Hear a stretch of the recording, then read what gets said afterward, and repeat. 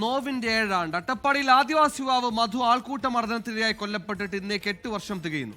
പ്രതികൾക്ക് മാതൃകാപരമായ ശിക്ഷ ലഭിക്കുന്നവരെ നിയമ പോരാട്ടം തുടരുമെന്ന് മധുവിന്റെ കുടുംബം 24-നോട് പറഞ്ഞു.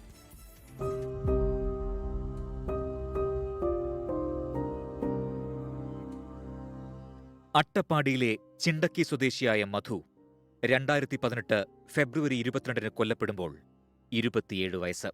മുക്കാലിയിലെ കടയിൽ നിന്ന് അരിയും മറ്റു പലവ്യഞ്ജനങ്ങളും മോഷ്ടിച്ചുവെന്നാരോപിച്ചാണ് ആൾക്കൂട്ടം മധുവിനെ അതിക്രൂരമായി മർദ്ദിച്ചത്. സംഭവ ദിവസം കാട്ടിൽ മരത്തടികൾ ശേഖരിക്കാൻ പോയ ഒരാൾ ഗുഹയ്ക്കുള്ളിൽ മധുവിനെ കണ്ടതോടെ മുക്കാലിൽ നിന്ന് ആളുകളെ വിളിച്ചുവരുത്തി. ഈ ആൾക്കൂട്ടം മധുവിനെ ചോദ്യം ചെയ്യുകയും അതിക്രൂരമായി മർദ്ദിക്കുകയും ചെയ്തെന്ന് കേസിന്റെ രേഖകളിൽ പറയുന്നു.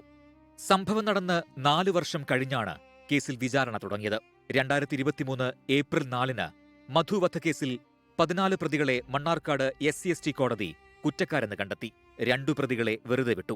മനഃപൂർവ്വമല്ലാത്ത നരഹത്യ, പരിക്കേൽപ്പിക്കൽ, SC/ST നിയമപ്രകാരമുള്ള കുറ്റങ്ങൾ എന്നിവയാണ് പ്രതികൾക്കെതിരെ തെളിഞ്ഞത്. പ്രതികൾക്ക് മാതൃകാപരമായ ശിക്ഷ ലഭിക്കുന്നതുവരെ പോരാടുമെന്ന് മധുവിന്റെ സഹോദരി സരസു.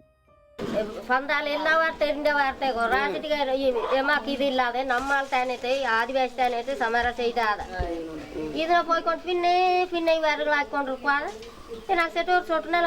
കുടിക്കാൻ വിട്ടാൽ മറ്റേ. കേരളം തലകുനിച്ച് കണ്ണീരണിഞ്ഞ ദിവസം.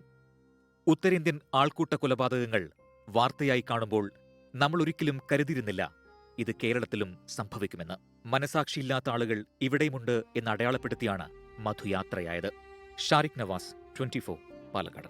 ലോകത്തെവിടെയായാലും ഏത് സമയത്തും 24 വാർത്തകളും ഓഗ്മെന്റഡ് റിയാലിറ്റി പാക്കേജുകളും എക്സ്പ്ലെയിനറുകളും വിശദമായി കാണാൻ ഞങ്ങളുടെ യൂട്യൂബ് ചാനൽ നിങ്ങൾക്ക് സബ്സ്ക്രൈബ് ചെയ്യാം.